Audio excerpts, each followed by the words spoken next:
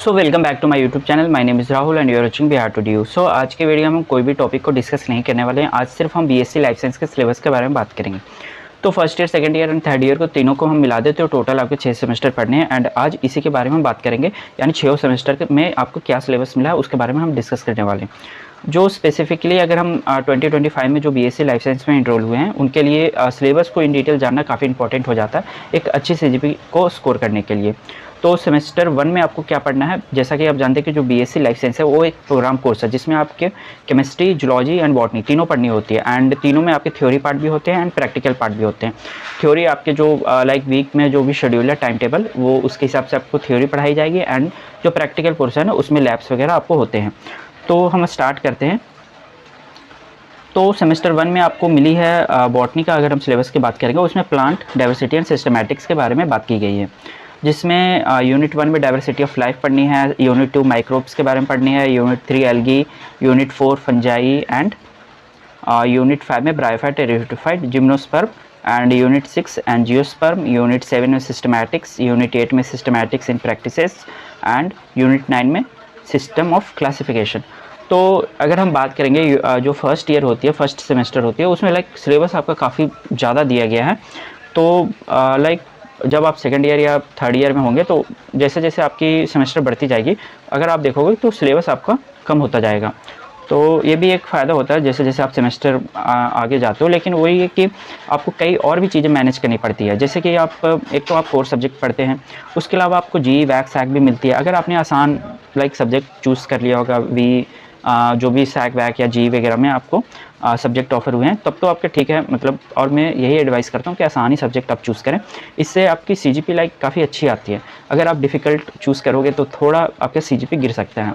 तो ऐसा नहीं है, जिसको पढ़ने का मन होता है वो डिफ़िकल्ट सब्जेक्ट भी चूज़ कर सकते हैं। जैसे मैं पढ़ना चाहता था फिज़िक्स, तो मैंने सेकंड सेमेस्टर में मॉडर्न फिज़िक्स ऑप्ट किया था, ऑफर हुआ था। तो उसके कारण मेरी सीजीपी भी काफ़ी फ्लक्चुएट हुई थी, तो काफ़ी इफ़ेक्ट होती है।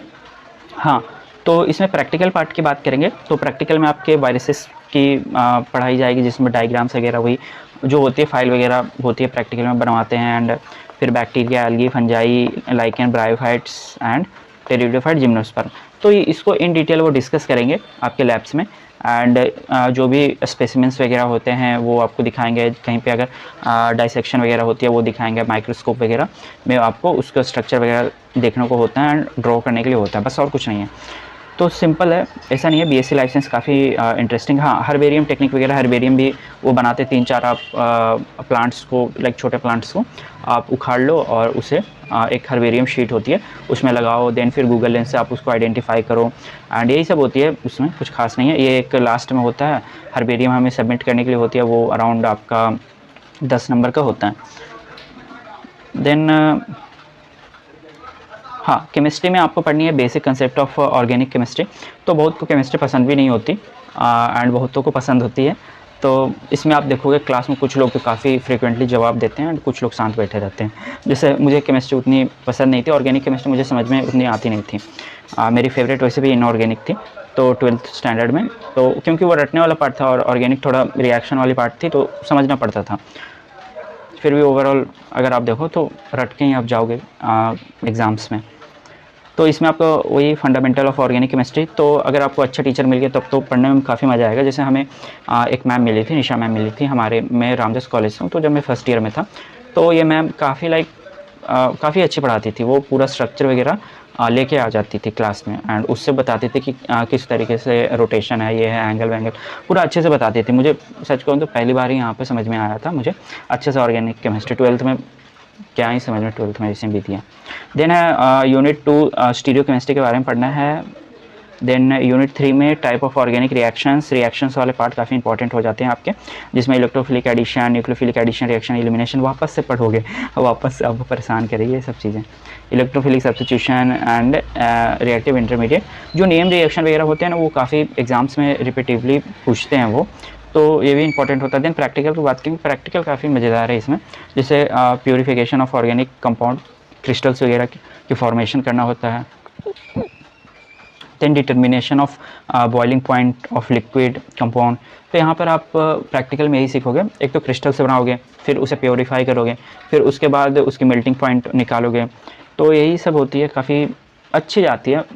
मैं अपने फर्स्ट ईयर की एक्सपीरियंस बताऊँ तो काफ़ी अच्छा था, लेकिन मैंने सबसे ज़्यादा अगर कोई सेमेस्टर एंजॉय किया है वो सेकंड सेमेस्टर था। वहाँ पे जेनेटिक्स थी एंड जेनेटिक्स की जो मेरी मैम थी वो काफ़ी अच्छी थी एंड उनकी नॉलेज भी काफ़ी अच्छी थी, काफ़ी बेसिक से उन्होंने पढ़ाया था। तो ये डिपेंड करता है, टीचर अगर आपको अच्छे मिलते हैं काफ़ी तो काफ़ी एंजॉय भी करोगे आप क्लासेस को एंड हाँ बस यही है। डिटेक्शन ऑफ एक्स्ट्रा एलिमेंट वगैरह है एंड हाँ, ये जो प्रैक्टिकल वाले आप थ्योरी का क्लास भले छोड़ दो, लेकिन प्रैक्टिकल जब भी हो आप ट्राई करो कि क्लासेस ले लो, प्रैक्टिकल कभी मत छोड़ो, क्योंकि प्रैक्टिकल छोड़ोगे आप फाइनल एग्ज़ाम में आपको काफ़ी प्रॉब्लम होती है। देन इसके अलावा ये सारे आपको दिए गए हैं प्रैक्टिकल के पार्ट। ये जो आपका पीडीएफ है मैं टेलीग्राम पे अपलोड कर दूँगा, वहाँ से आप देख सकते हैं। देन हाँ एंड अब हम स्टार्ट करते हैं। जूलॉजी में आपको पढ़नी है डाइवर्सिटी ऑफ एनिमल्स। हाँ, जो फर्स्ट ईयर का जो ये वाला जूलॉजी का पार्ट है ना वो काफ़ी अच्छा था। मैं इसमें स्पेसिमेंस वगैरह लैब में देखने को मिलते थे। हाँ, लेकिन डायग्राम्स वगैरह भी काफ़ी इसमें बनाने पड़ते हैं। जैसे यूनिट 1 में इंट्रोडक्टिव पार्ट पढ़नी है, एनिमल किंगडम के बारे में, प्रोटिस्टा एंड सिलोमेट्स। ये जब वापस से 12th वाले आपको फील आएगी, मतलब यूनिट 4 में कॉर्डेट के बारे में पढ़नी है। प्रैक्टिकल्स में इसी के जनरल कैरेक्टरिस्टिक्स, उसमें अमीबा, पैरामीशियम, ये सब को आप माइक्रोस्कोप्स में देखोगे एंड यही आपके जब फिर फाइनल ईयर जो सेमेस्टर के एग्ज़ाम होते हैं आपके, तो उसमें क्या होता है कि स्पेसिमेंस आपको रख दिए जाएंगे एंड उन सब का जैसे जो नेम होता है ना वो कवर कर देंगे, कवर करके, और उसमें 30 सेकंड का टाइम मिलता है एंड टोटल मान लो कि आपको 20 स्पेसिमेंस हैं एंड टोटल आपके टेबल पे रखे रहेंगे। आपको आइडेंटिफाई करना है, 30 सेकंड बाद नेक्स्ट पे जाओगे, 30 सेकंड बाद फिर नेक्स्ट पे। तो इस तरीके से वो सारों को आइडेंटिफाई करके आपको अपने कॉपी में लिखना है। तो ठीक है, हो जाती है प्रैक्टिकल। काफ़ी जब प्रैक्टिकल एग्ज़ाम होते हैं ना तो काफ़ी मज़े भी आते हैं। मतलब सच में एग्ज़ाम पीरियड मुझे लगता है कि पूरे सेमेस्टर का सबसे इन्जॉयबल वाली टाइम होती है। तो सिलेबस आपका काफ़ी, हाँ ये लास्ट में आपका biodiversity and sanctuary park visit है, या फिर सबमिशन कर सकते हो। वैसे तो विजिट तो करवाते नहीं हैं, पर हमारे में ले गए थे तो हमने दिल्ली यूनिवर्सिटी की नेहरू डाइवर्सिटी ये है तो हम वहाँ पर गए थे। वहाँ पर कुछ नहीं है, काफ़ी सारे मंकीज़ वगैरह हैं एंड पीकॉक्स हैं एंड बात करें तो मैंने तो भाई पिक को देखा था वहाँ पे एंड और कुछ नहीं है, कुछ खास नहीं है, मतलब ठीक है। एंड कुछ मेडिसिनल प्लांट्स वगैरह भी हैं, बट वो रिस्ट्रिक्टेड है, वो आपको प्रोफेसर के परमिशन से ही जाना पड़ेगा। तो हाँ, यही था आपका सिलेबस फर्स्ट सेमेस्टर की। एंड अब हम मूव करते हैं सेकंड सेमेस्टर में आपको क्या पढ़नी है।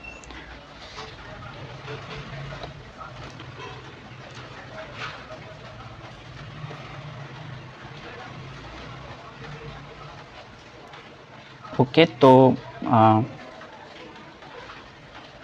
हम सेकंड सेमेस्टर की बात करेंगे। तो क्या है कि जैसे फर्स्ट ईयर में आपने ऑर्गेनिक केमिस्ट्री पढ़ लिया, तो सेकंड ईयर में सेकंड सेमेस्टर में आपको इनऑर्गेनिक पढ़नी होगी, फिर थर्ड सेमेस्टर में आप जाओगे तो फिजिकल केमिस्ट्री पढ़नी होगी। तो इस तरीके से रोटेट होती है चीज़ें। फिर से फोर्थ सेमेस्टर में आओगे तो फिर से ऑर्गेनिक केमिस्ट्री पढ़ोगे वापस से, फिर फिफ्थ में जाओगे तो इनऑर्गेनिक पढ़ोगे एंड सिक्स्थ में वापस से फिजिकल केमिस्ट्री पढ़ोगे एंड इसी के अकॉर्डिंग आपके लैब्स भी होते हैं। तो मैं बताऊँ तो ऑर्गेनिक केमिस्ट्री के लैब्स जो होते हैं ना, जब होते हैं तो काफ़ी उसमें ही मज़े आते हैं, मतलब काफ़ी कुछ होता है। बाकी आप इनऑर्गेनिक में कुछ नहीं होता, पूरे आपके सेमेस्टर में टाइट्रेशन ही चलती रहेगा एंड उसके बाद फिजिकल केमिस्ट्री में भी कुछ खास नहीं होता। लेकिन आगे चल के आपके सेकेंड ईयर में ऑप्शन मिलती है, कोर सब्जेक्ट होते हैं, उसके अलावा जी एंड डीएससी आप ही के सब्जेक्ट से चूज़ करने का होता है। जैसे जी तो आप अपने खुद के सब्जेक्ट से चूज़ नहीं कर सकते, लेकिन डीएससी में ऑप्शन हमें मिलता है कि आप खुद के सब्जेक्ट में चूज़ कर सकते हैं। तो जब आप उसमें चूज़ करोगे तो मैं कहूँगा कि केमिस्ट्री चूज़ करो। कुछ लोग जूलॉजी भी चूज़ करते हैं। तो केमिस्ट्री चूज़ करने से ये फ़ायदा है कि वापस से उसमें प्रैक्टिकल्स वगैरह होते हैं। तो अगर अच्छा मान लो कि जैसे मुझे तो बायोमॉलिक्यूल्स ऑफर हुआ था, तो उसमें जब मैंने लिया था तो उसमें भी काफ़ी अच्छे प्रैक्टिकल्स हुए थे, तो वो सीखने को मिला था। तो हम डिस्कस करते हैं सेकंड सेमेस्टर। सेकंड सेमेस्टर में आपको पढ़नी है, मैंने बताया था कि बॉटनी में आपको जेनेटिक्स का पार्ट आता है। इसमें BSc life science botany DSC के बारे में, तो मेंडेलियन जेनेटिक्स के बारे में पढ़नी है। यूनिट 1 में आपकी एक्स्ट्रा क्रोमोसोमल इनहेरिटेंस के बारे में, यूनिट 2 में आपको structure and function of genes के बारे में पढ़नी है। यूनिट 3 है linkage, crossing over, chromosome mapping के बारे में एंड इसी को इन डिटेल वो डिस्कस करते हैं। देन यूनिट 4 में आपके variation in chromosome and number and structure के बारे में डिस्कस की गई है। फिर यूनिट 5 है डीएनए, यूनिट 6 में म्यूटेशन, यूनिट 7 में जीन एक्सप्रेशन एंड यूनिट 8 में regulation of gene expression prokaryote. तो फर्स्ट ईयर और सेकंड ईयर की हम बॉटनी में कंपेयर करें तो दोनों में अगर फर्स्ट ईयर में 9 यूनिट थे एंड इसमें भी आपके 8 यूनिट है, तो ये भी मतलब फर्स्ट ईयर में तो काफ़ी बड़ा सिलेबस मुझे लगता था कि सच में ये मतलब काफ़ी चैलेंजिंग हो जाती है कि सिलेबस को हम किस तरीके से कवर करें। एग्ज़ाम में भी हालांकि गैप्स आपको मिलते हैं, मान लो कि आपके जैसे आज केमिस्ट्री का एग्ज़ाम हुआ तो जो बॉटनी का एग्ज़ाम होने वाला उसमें आपको कम से कम तो 8 से 9 दिन या 15-15 दिन का भी गैप मिल जाता है कभी कभी। तो क्योंकि उस गैप्स में ना आपके सेकेंड ईयर वालों को भी होती है, थर्ड ईयर वालों को भी होती है एग्ज़ाम्स। हाँ, प्रैक्टिकल्स आपको वही इसमें क्या मिलते हैं आपके ऑनियन रूट्स वगैरह के ही इसमें माइटोसिस मियोसिस देखने को मिलती है। फिर इसमें मेंडेलियन डायहाइब्रिड रेशियो वगैरह को कैलकुलेट करने के लिए मिलती है। एंड इसमें प्रैक्टिकल में कुछ खास नहीं है, LB medium and isolation of DNA है। काफ़ी लोगों ने अपने स्कूल्स में भी, कई लोग 11th-12th में भी कर रखे होते हैं। मैंने तो नहीं किया था आइसोलेशन ऑफ डीएनए। मैंने जितनी भी प्रैक्टिकल वाली चीज़ें थी कॉलेज में आके ही सीखी है। तो एंड मैंने अपने सेमेस्टर में मैंने कभी सीजीपी के बारे में सोचा नहीं है, लेकिन आप लोग सोचना ज़रूर। मैं अपने जूनियर्स को सही एडवाइस करता हूँ कि सीजीपी के बारे में ज़रूर सोचो। एंड मैंने इसलिए नहीं सोचा था क्योंकि मुझे फ़र्क भी नहीं पड़ता। मुझे पढ़ना था कि मुझे डिफरेंट चीज़ों को ऑब्ज़र्व करना था। जैसे मैंने फ़िज़िक्स लिया था जी में, फिर उसके बाद मैथ्स ऑप्ट किया था, फिर स्टैटिक्स किया था। तो काफ़ी लाइक सेमेस्टर जब आती थी तो मेरे लिए काफ़ी चैलेंजिंग हो जाती थी। मैं बस उसमें पास होता था, मतलब ऐसा सिचुएशन होता था। बट आप लोग ऐसा मत करना, इतना हेक्टिक मत करना जैसे मैंने किया था। एंड काफ़ी मेरे ही क्लासमेट्स कहते थे कि क्यों ऑप्ट करते हो, तुम्हारी इतनी कम सीजीपी है। एंड वो जब मेरे सीजीपी पूछते थे तो मैं बताता था कि मेरी 7 सीजीपी है ऐसा। तो कहते तुम तो पढ़ने वाले हो, तुम्हारी इतनी कैसे कम आती है। तो मैं उनको कैसे एक्सप्लेन करूँ कि मैंने ये सब सब्जेक्ट लिए हैं, तुमने क्या लिया है जी में, फिजिकल एजुकेशन, जिसमें फ्री के नंबर मिलते हैं। मतलब अगर आप देखो तो कंपैरेटिवली आप फिजिक्स ऑप्ट कर रहे हो, उसमें आपको थ्योरी और प्रैक्टिकल दोनों होते हैं, लेकिन फिजिकल एजुकेशन में कुछ नहीं। तो काफ़ी ऐसे जी में सब्जेक्ट भरे पड़े हैं जिसमें आपको कुछ मतलब करवाया नहीं जाता, उसमें बिल्कुल आपको जीरो नॉलेज होगी। मतलब वो फ्री के नंबर आपको मिलेंगे, अच्छी सीजीपी आएगी। तो मुझे लगता था कि मैं रेगुलर कॉलेज जैसे दूर से जाता हूँ तो मेरे लिए वर्थ इट नहीं था। मुझे लगता था कि अगर इस चीज़ के लिए सिर्फ अटेंडेंस के लिए कॉलेज आ रहे हो मतलब, तो इसलिए मैंने ये सब सब्जेक्ट चूज़ करना स्टार्ट किया कि चलो भाई कुछ तो चैलेंजिंग हो, कुछ पढ़ने को तो मिले, वरना यहाँ पर भी कॉलेज में आके बस यही खेल रहे हैं। वैसे मेरे 12th स्टैंडर्ड में 70% ही थे, but I got Ramjas college, मुझे मिल गया था फर्स्ट राउंड में ही। एंड रामजस कॉलेज तो इसलिए मैंने चूज़ किया था क्योंकि यहाँ की फ़ीस सबसे कम थी लाइफ साइंस की, तो इसलिए मैंने चूज़ किया था। एंड इसकी जो लोकेलिटी है नॉर्थ कैंपस में वो भी सही लोकेशन पे है, काफ़ी ओल्ड कॉलेज भी है। अगर आप देखो रामजस कॉलेज के अपोजिट हिंदू है एंड उसके सामने स्टीफन्स है, तो ठीक थी इसकी लोकेशन। एंड किरोड़ीमल हंसराज का थोड़ा फ़ीस ज़्यादा था, तो मुझे लगता था कि इतना कॉम्पिटिटिव फेस करने के बाद भी इतना फ़ीस क्यों दूँ, मतलब ये लगता था। मुझे अभी भी लगता है कि 16-17 हज़ार रुपये लगते हैं हर ईयर में, तो मुझे लगता है यार कॉम्पिटिटिव के बाद भी एटलीस्ट पैसे कम लगने चाहिए थे मतलब। तो हाँ, यूनिट सिलेबस जो आपके सेमेस्टर 2 में जू का सिलेबस है वो है, यूनिट 1 में आपको सेल डिवीज़न एंड डिफरेंशिएशन पढ़नी है, फिर कुछ हिस्ट्री के बारे में पढ़नी है, डेवलपमेंटल बायोलॉजी। यूनिट 3 में अर्ली डेवलपमेंट एम्ब्रॉनिक पढ़नी है, सॉरी अर्ली एम्ब्रॉनिक डेवलपमेंट के बारे में पढ़नी है, late embryonic development, post embryonic development. तो ये कुछ खास नहीं है जूलॉजी का पार्ट इसमें। एंड इसमें आपको चिक्स के वगैरह ये प्रैक्टिकल का पार्ट है जिसमें आपको study of various meiosis mitosis permanent slides आपको दिखाए जाएंगे। फ्रॉक्स के बारे में पढ़ना है एंड चिक्स के बारे में पढ़ना है, उसका डेवलपमेंटल स्टेजेस के बारे में पढ़ेंगे आप। देन और क्या है इसमें, study of different type of placenta. हाँ, इसमें प्लेसेंटा के बारे में पढ़ेंगे। इसमें शायद पिग का मैंने बताया था, हॉर्स का दिखाया था, एंड ह्यूमन प्लेसेंटा के बारे में। ये आपको परमानेंट स्लाइड्स अगर आपके कॉलेज में होंगे तब तो दिखा देंगे, लेकिन मोस्टली फ़ोटोग्राफ से होते हैं क्योंकि कई ऐसी चीज़ें हैं ना वो रेयर हो जाती हैं। And development of stages, Drosophila, ये कल्चर करना था तो हमने ड्रोसोफिला को कल्चर किया था इसमें। देन आईवीएफ वगैरह रिपोर्ट सबमिट करनी। आईवीएफ यहाँ पे विज़िट लिखा था, poultry farm and IVF centre, but हमारे सीनियर्स को ले जाया गया था। हमारे टाइम पे इतना स्पीड में आपके सेमेस्टर आते हैं ना एग्ज़ाम्स कि कई बार मैनेज नहीं हो पाता, तो आईवीएफ सेंटर तो हम विज़िट नहीं कर पाए थे। लेकिन पैरेलली अगर हम देखें तो कई और चीज़ें भी हम कर रहे थे। मतलब अगर आप मेरे यूट्यूब पे वीडियोज़ वगैरह देखेंगे तो कई चीज़ें में हमने एक्टिविटी करी है। मैंने भी आप ट्राई करो कि आपको जहाँ से भी अपॉर्चुनिटी मिले दूसरे कॉलेजेस के जो आपके सीनियर्स या जूनियर्स हैं या आपके क्लासमेट्स हैं उनसे कोऑर्डिनेट करो, उनके कॉलेजेस में क्या चल रहे हैं। एंड कई बार अपॉर्चुनिटी ऐसी मिलती है, मेरे से ही कई लोग मुझे पर्सनली मैसेज करते हैं एंड मेरे से ही उनको कई ऐसे मैंने ग्रुप में ऐड किया है लाइक तो उनको काफ़ी बेनिफिट्स होती हैं। तो आप मुझे भी मैसेज कर सकते हैं अगर आपको कोई ऐसा आपके फ्रेंड्स वगैरह नहीं है दूसरे कॉलेज के। तो ऐसे इन्होंने तो इंटरडिसिप्लिनरी एक ग्रुप बना के रखे हैं जिसमें हर कॉलेज के लाइक बीएससी लाइफ साइंस की हैं लाइक किरोड़ीमल, केएमसी एंड जहाँ जहाँ लाइफ साइंस है वो सारे ऐड हैं इसमें। एंड इसमें ये वही सिलेबस वगैरह डिस्कस करते हैं, मांगते हैं एंड नोट्स मांगते हैं, कुछ सीनियर्स भेज देते हैं, कुछ खुद के जो क्लासमेट्स हैं, कुछ ग्रुप एडमिन है, ये सब चलते रहता है इनका। केमिस्ट्री की बात करेंगे हम, तो केमिस्ट्री में आपको इनऑर्गेनिक पढ़नी है, काफ़ी सिंपल है chemistry, chemical bonding and 2 he unit है, एलिमेंट्री बायोलॉजिकल सिस्टम। तो ये आपको काफ़ी आसान है, जिसमें बॉन्ड हाइब्रिड साइकिल आप याद रखना, ये इंपॉर्टेंट होती है, फजांस रूल्स वगैरह इंपॉर्टेंट होती है। एंड प्रैक्टिकल मैंने बताया था, पूरा प्रैक्टिकल प्रिपरेशन करना, स्टैंडर्ड सॉल्यूशन का एस्टिमेशन करना, आपके कैल्शियम कार्बोनेट यूज़ है, टाइट्रेशन मैंने कहा था ना, इसमें आपको पूरी टाइट्रेशन है। ये देखो पूरी सेमेस्टर आपको लगेगा कर क्या रहे हैं, बस टाइट्रेट कर रहे हैं मिक्सचर को। तो हाँ, क्रोमेटोग्राफी वाली एक है अलग जो आप सीखोगे। बस यही था आपका सिलेबस। एंड मैं फिर से आपको बता रहा हूँ कि जो भी मैं सिलेबस आपको यहाँ पे दिखा रहा हूँ वो मैं अपने टेलीग्राम चैनल पे अपलोड कर दूँगा। सो अब हम मूव करते हैं इसमें हम थर्ड सेमेस्टर में। तो थोड़ा हम स्पीड करेंगे। ओके, तो इसमें आपको सबसे पहले कौन सा आपका दिया गया है, बायोकेमिस्ट्री आपको पढ़नी है जू में। ओके, सॉरी फॉर डिस्टरबेंस, क्योंकि मैं वीडियोस को कट नहीं कर रहा हूँ, मैं इसी में बता रहा हूँ आपको। तो जू में आपको पढ़नी है यहाँ पे बायोकेमिस्ट्री बेसिक कंसेप्ट। ये बायोकेमिस्ट्री काफ़ी इंपॉर्टेंट हो जाती है आपके, अगर हम फ्यूचर के पर्पज़ से बात करें, पीजी के पर्पज़ से, तो काफ़ी इंपॉर्टेंट होती है। उसमें आपका सिलेबस मेटाबॉलिज्म ऑफ कार्बोहाइड्रेट, इसमें आपके जो प्रैक्टिकल पार्ट है ना वो काफ़ी अच्छे हैं। एंड जो इसके थ्योरी पार्ट है आपको थोड़ा मैं कह सकता हूँ कि हार्ड लग सकता है, लेकिन ठीक है। लिक्विड मेटाबॉलिज्म पढ़नी है, यूनिट 3 में प्रोटीन मेटाबॉलिज्म एंड एंजाइम्स है, ऑक्सीडेटिव फास्फोरिलेशन वगैरह पढ़नी है। इसमें आप इन डिटेल काफ़ी चीज़ पढ़ोगे।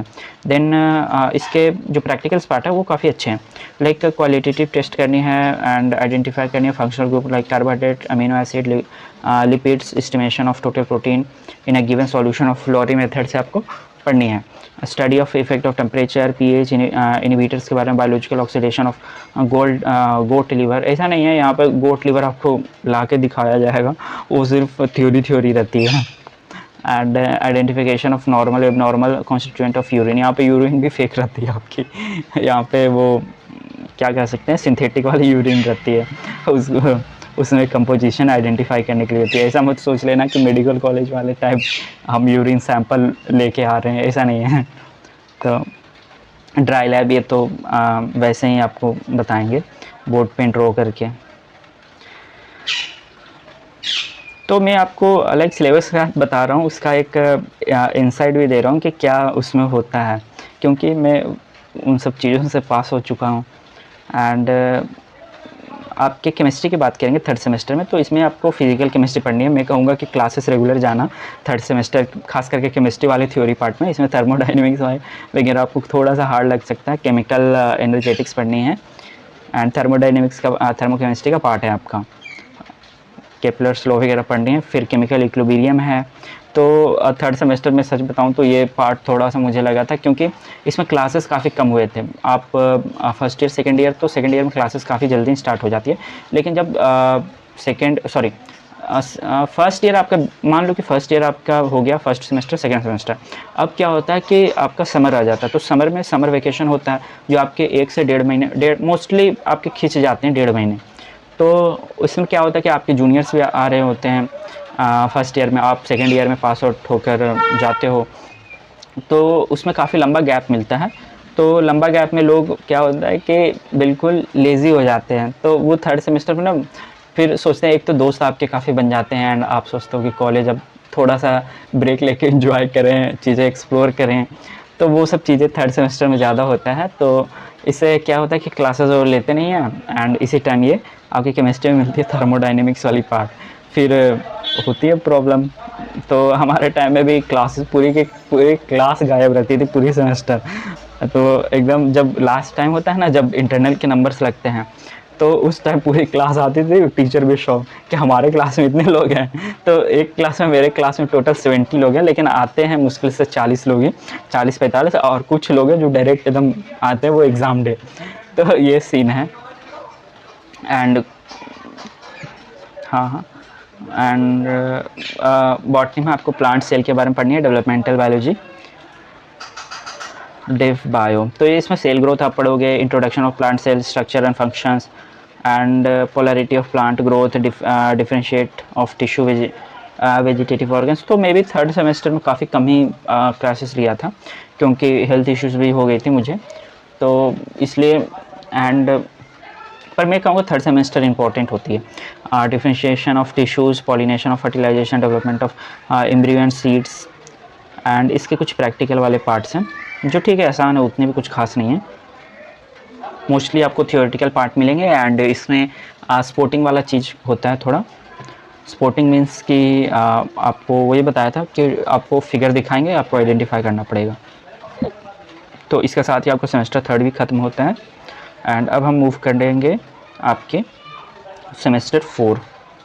तो ये मैंने अपने टेलीग्राम चैनल पे डाल दिया है, बट आप वीडियो को पूरा ही देखें, क्योंकि तभी आपको इंसाइट वाली भी कहानी मिलेगी, वरना सिलेबस देख ले आपको लगेगा हाँ हाँ सब ठीक है।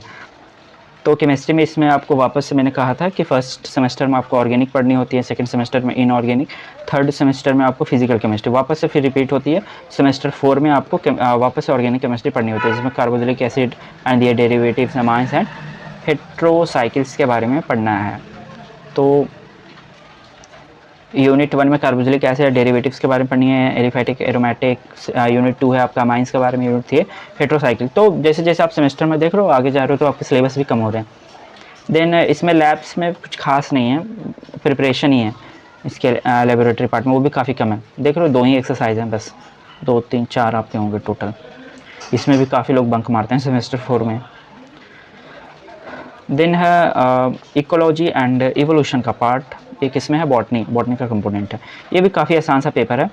इसमें जो मेरे प्रोफेसर थे वो मुश्किल से, मैं उनके क्लास में जाता ही नहीं था। उनका क्या था सीन कि वो आते थे और ख़ुद को नेता समझते थे और सबसे इंट्रोडक्शन पूछते थे कि क्या है तुम्हारे घर पे, क्या है, मतलब क्या प्रोफेसर आए हो। तो इसलिए मैं जाता ही नहीं था। मैं सिर्फ उन्हीं प्रोफेसरों के क्लास अटेंड करता था जो कि सच में पढ़ाने वाले टीचर। मैंने कहा था ना, मेरे सीजीपी की चिंता मैं करता ही नहीं था।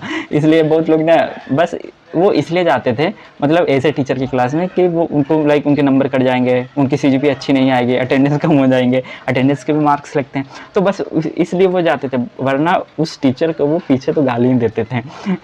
और सच कहूँ, मैं एज बिहार से होने में हूँ, तो हमारे लिए लाइक टीचर्स को हम काफ़ी रिस्पेक्ट करते हैं।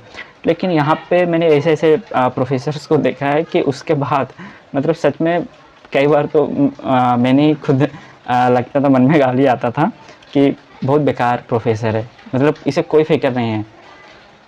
लेकिन अभी क्या है, अभी सिनेरियो बदल रही है। ऐसा नहीं है कि हमेशा ये सब प्रोफेसर रहने ही वाले हैं, कुछ टाइम बाद ये रिटायर कर जाएंगे या फिर इनको पढ़ाना ही पड़ेगा वापस। क्योंकि क्या है कि पहले सीयूईटी नहीं होता था, तो डाइवर्सिटी कम थी। दिल्ली के रीजन के कुछ आते थे और कुछ सो कॉल्ड कहीं कहीं के होते थे जो अफोर्ड कर सकते थे, या मतलब टाइप ऑफ कह सकते थे, जो इंटरेस्टेड होते थे उस टाइम। तो अभी क्या है सिनेरियो, सीयूईटी बदलने से मतलब मेरे क्लास में आप देखोगे एक ही स्टेट का दूसरा या तीसरा बंदा मिलेगा ही नहीं। इतनी डाइवर्स है कि कोई बंदा आसाम का है, कोई त्रिपुरा का है, मणिपुर का है, कोई कर्नाटका, आंध्रा, मेरा एक फ्रेंड है गिरिहारन चेन्नई का, तो इस तरीके से कोई यूपी का है, कोई हरियाणा का है। तो इतनी डाइवर्स है क्लास कि हर कोई की थिंकिंग भी उसी तरीके से है। मतलब बिल्कुल भी आपको सामने वाला जो टीचर है उसको भी ये दिमाग में लेकर चलना पड़ता है कि सच में ये क्लास पूरी डाइवर्सिटी से भरी पड़ी है। और इसी कारण अगर आप देखो मेरे क्लास में तो भाई एक से एक हैं, मतलब लड़ने झगड़ने से लेकर प्रोफेसरों से पंगा लेने में वो कमी नहीं करते हैं। तो ओके, मैं ज़्यादा लंबा तो वीडियो नहीं करूँगा, जल्दी जल्दी मैं डिस्कस कर लेता हूँ सिलेबस, बाकी बाद में कभी और किसी वीडियो में मैं अपना कॉलेज स्टोरी बताऊँगा। तो इकोलॉजी इवोल्यूशन काफ़ी सिंपल सा पेपर है, मैंने बताया जैसा कि ecological factors, population ecology and plant community, ecosystem, introduction of evolution and evolution of species. ये यूनिट भले ही काफ़ी बड़ी दे दी गई हो, लेकिन काफ़ी सिंपल सा ये इसका सिलेबस है। फाइलोजियोग्राफी वगैरह पढ़नी है। प्रैक्टिकल्स एज यूजुअल इसमें थोड़ा सा हम कह सकते हैं कि फर्स्ट जो प्रैक्टिकल होती है उसमें इंस्ट्रूमेंट का डेमोस्ट्रेशन दी जाती है, थर्मामीटर वगैरह जो भी है, जिससे हम वेलोसिटी, एयर का, विंड का नापते हैं, यही सब है।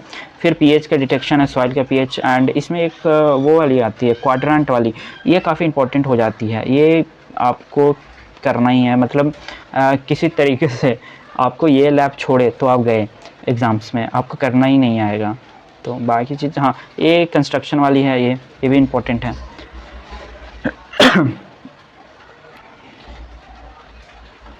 एंड जू की बात करेंगे तो फंडामेंटल ऑफ ह्यूमन फिजियोलॉजी पढ़ने में आपको काफ़ी मज़ा आएगा इसमें। तो नर्व एंड मसल्स, भले ही वो एग्जाम्स में जब क्वेश्चन आते हैं ना तो बनते नहीं हैं। Respiration, excretion, cardiovascular and reproduction of endocrine. And इसमें जो आपके प्रैक्टिकल है ना वो भी काफ़ी अच्छे हैं। जैसे WBC RBC काउंट, आपको बिल्कुल फील आएगी कि मैं MBBS कर रहा हूँ, MBBS के फर्स्ट ईयर में वगैरह वहाँ करवाते हैं। आपको काफ़ी अपने ब्लड निकालने पड़ेंगे एंड फिर करके आपको फिर WBC RBC काउंट करवाते हैं, वो फिर यहाँ पे हीमोग्लोबिन टेस्टिंग करवाते हैं, यानी पूरा फील आने वाली है इसमें। मतलब इस प्रैक्टिकल में काफ़ी अच्छा प्रैक्टिकल है ये। इसमें जो जियोलॉजी का प्रैक्टिकल की बात करेंगे सेमेस्टर 4 का, देन तो इसके साथ ही आपका ये ख़त्म होता है जो सेमेस्टर 4 का आपका सिलेबस है। ओके, सेमेस्टर 5, तो सेमेस्टर 5 अगर बॉटनी के सिलेबस की बात करेंगे, लाइफ साइंस की, तो plant water relation, minerals, nutrition, translocation, plant growth regulators and plant response of light and temperature, enzymes, carbon metabolism, respiration, nitrogen metabolism and stress philosophy. तो ठीक है, इसका भी ओके ये है सिलेबस है, एंड प्रैक्टिकल भी उसी तरीके का मैं कह सकता हूँ है। देन एवोल्यूशनरी इकोलॉजी, ये आपके जूलॉजी में मिलेगा, जहाँ पर आपको टाइप ऑफ कह सकते हैं मर्जेंस है इकोलॉजी एंड इवोल्यूशन का, जिसमें आपको इंट्रोडक्शन ऑफ एवोल्यूशनरी इकोलॉजी पढ़नी है। एंड यूनिट 2 में पॉपुलेशन इकोलॉजी है, यूनिट 3 में कम्युनिटी इंटरेक्शन है। तो ऐसा लगेगा ये सेमेस्टर 4 के बॉटनी में आप पढ़ चुके होते हैं, तो ऐसा लगेगा कि ये चीज़ें रिपीट हो रही हैं। इसमें कुछ कैलकुलेटिव पार्ट भी होते हैं जो आपको प्रैक्टिकल्स वगैरह में कराए जाएंगे। प्रैक्टिकल्स ठीक है इसमें, मतलब केमिस्ट्री की बात करेंगे तो वापस केमिस्ट्री बोरिंग है, उतना भी सेमेस्टर 5 का कुछ खास केमिस्ट्री नहीं है। एंड कोऑर्डिनेशन केमिस्ट्री यहाँ पर पढ़नी है आपको, यानी इनऑर्गेनिक केमिस्ट्री के बारे में। यूनिट 1, यूनिट 2 दो ही यूनिट है, अच्छा तीसरा यूनिट भी है और चौथा यूनिट भी है। ओके, इन्होंने लाइक उसको ये कर दिया, इंट्रोडक्टिव पार्ट ये दोनों में होना चाहिए था। फिर application of coordination in biological system, ये आपने सेमेस्टर 2 में भी आप पढ़े होते हो, पर यहाँ का सिलेबस अलग है, ऐसा मत समझ लेना कि लेकिन हाँ काम आने वाली है। कोऑर्डिनेशन केमिस्ट्री में काफ़ी चीज़ें आपको यहाँ पे सिमिलर मिलेगी। एंड इसमें भी कुछ खास नहीं है, वापस से वही मैंने बताया था टाइट्रेटिव वाली पार्ट है। यहाँ पर हम कॉम्प्लेक्सोमेट्रिक टाइट्रेशन करते हैं, अभी तक हम वॉल्यूमेट्रिक टाइट्रेशन कर लेते हैं। ये आप जानोगे जब आप सेमेस्टर 5 या 2 में होंगे तो। देन इसके साथ ही सेमेस्टर 5 का आपका सिलेबस ख़त्म होता है। एंड अब हम मूव करते हैं सेमेस्टर 6, तो ये आपका लास्ट ईयर है। एंड हाँ भाई, आपके दोस्त भी काफ़ी कम हो गए होंगे अब तो। अभी तक आप अच्छे खासे दोस्त थे, यहाँ पर आते आते एकदम बिल्कुल आप ऐसा फील होगा कि ठीक है, कुछ लोग फील रिलेट कर पाते हैं कि कॉलेज के ईयर में हमने काफ़ी इन्जॉय किए हैं, मेमोरीज़ बनाए हैं।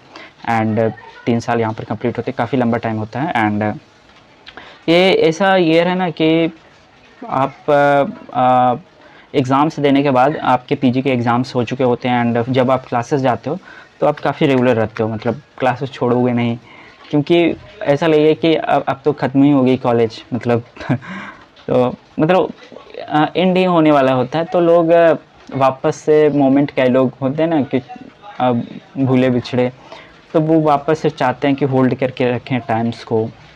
ठीक है, ओके। सिलेबस इसमें कंडक्शन वाली पार्ट है, केमिस्ट्री में इलेक्ट्रोकेमिस्ट्री है, मैंने बताया था फिजिकल केमिस्ट्री पढ़नी है। यूनिट 3 में काइनेमेटिक्स एंड कैटालिस्ट है। एंड इसके प्रैक्टिकल ठीक है, इसमें मोस्टली लोग काफ़ी बिजी रहते हैं। पीजी शुरुआत में तो क्लासेस नहीं जाते मार्च में, एंड उसके बाद जाते हैं। फिर बेसिक इम्यूनोलॉजी पढ़नी, ये काफ़ी इंपॉर्टेंट होती है आपकी बेसिक इम्यूनोलॉजी। देन इसमें इम्यून सिस्टम कंपोनेंट्स, एंटीजेंस वगैरह, ये आपके पीजी के पर्सपेक्टिव से इसको पहले डालना चाहिए था, जो आपकी सेमेस्टर 6 का सिलेबस है, क्योंकि सेमेस्टर 6 के एंड होने से पहले ही आप पीजी के एग्ज़ाम दे चुके होते हो, तो ये सब चीज़ें आप पढ़ चुके होते हैं, कॉम्पिटिटिव की आप प्रिपेयर करते हो तो इसलिए मैं कह रहा हूँ कि ये थोड़ा पहले होना चाहिए था। एलाइजा वगैरह आप देखो, डेमोन्स्ट्रेशन है इसमें, ब्लॉटिंग टेक्निक्स वगैरह बताई गई है।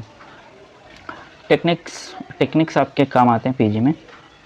Botany, economic botany and biotechnology के बारे में यहाँ पर आपको पढ़ना है, तो इसलिए मैं इसको कह रहा था कि इसको थोड़ा पहले कर देते हैं। इसको आप सेमेस्टर 4 में डाल देते हैं ये सिलेबस को, क्यों आप सेमेस्टर 6 में रख रहे हैं? क्योंकि ये आपके एग्ज़ाम के पॉइंट ऑफ व्यू से काफ़ी इंपॉर्टेंट हो जाते हैं। आप सेमेस्टर 6 में ऐसा रखो कि इकोलॉजी के डाल दो। इकोलॉजी एग्ज़ाम्स में जो पीजी का एग्ज़ाम्स है लाइफ साइंस का, उसमें पूछा ही नहीं जाता इकोलॉजी, तो उसको पहले डाल के रखें, मतलब पहले सिलेबस उन्होंने कर दिया, इसको पढ़ा देते हैं तो काफ़ी स्टूडेंट्स की लाइक हेल्प हो जाती है 5th सेमेस्टर में।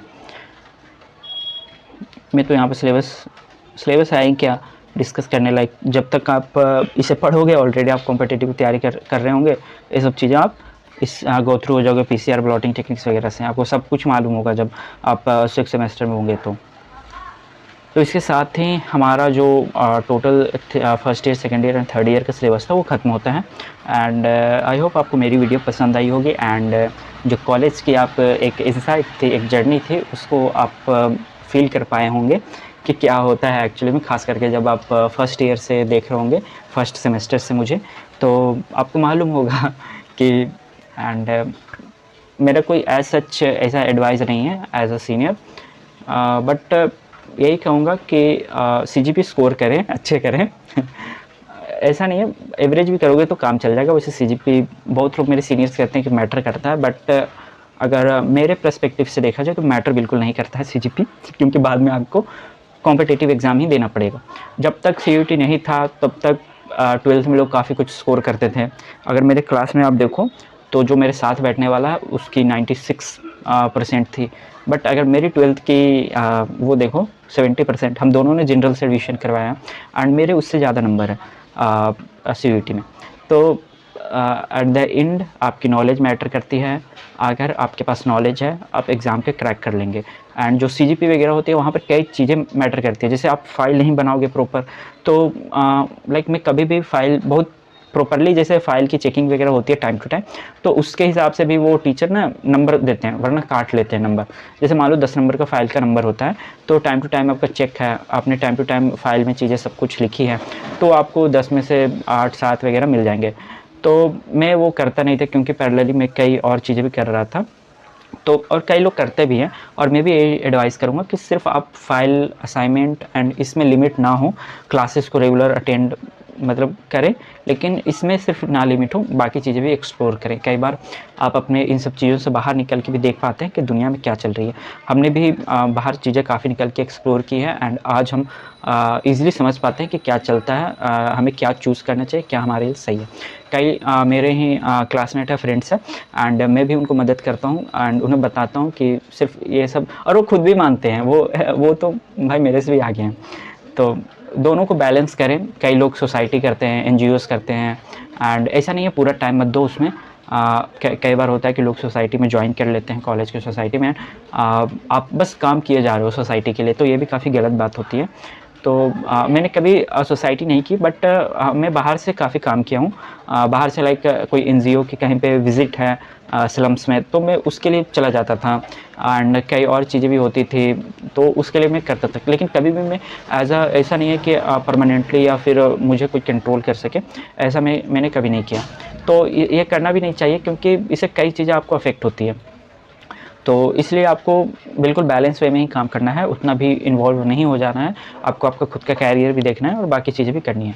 एंड ये सब चीज़ों से ये भी फ़ायदा होता है, अगर एक्स्ट्रा करिकुलम करते हो तो कई बार आपको सिलेबस से हट के भी इंटरेस्ट चीज़ों में आती है, एंड कई लोग एक्सीलेंट कर जाते हैं बाकी चीज़ों में। और बल्कि वो खुद के, अगर मैं बात करूँ खुद के जो कोर्स है उसमें ज़्यादा सक्सेस करने से, सक्सेस मतलब मान लो कि अगर वो खुद का कोर्स परस्यू करते बीएससी लाइफ साइंस, तो उसमें एक लिमिट तक सक्सेस करते हैं, लेकिन वो कई चीज़ें एक्सप्लोर उन्होंने किया एंड उसके वजह से वो काफ़ी ज़्यादा सक्सेस कर गए। जैसे मेरे कुछ फ्रेंड्स हैं जो शॉर्ट वीडियो टाइप वो क्रिएट करते हैं, तो लाइक वो उनमें उनकी पहचान काफ़ी अच्छी है। मैं अगर कहूँ तो कुछ हमारी फीमेल फ्रेंड्स हैं, वो कह सकते हैं एक type of video dance video वगैरह क्रिएट करते हैं, तो वो काफ़ी फेमस है। एंड कुछ है जो कंटेंट क्रिएटर हैं, एंड कुछ लोग हैं जो अभी से वो काफ़ी स्टूडेंट्स को पढ़ाते हैं। तो सक्सेस के लिए कोई डिफाइंड ये नहीं है, वो कहीं से भी आपको आ सकती है, तो आप भी ट्राई करें। So thank you for watching.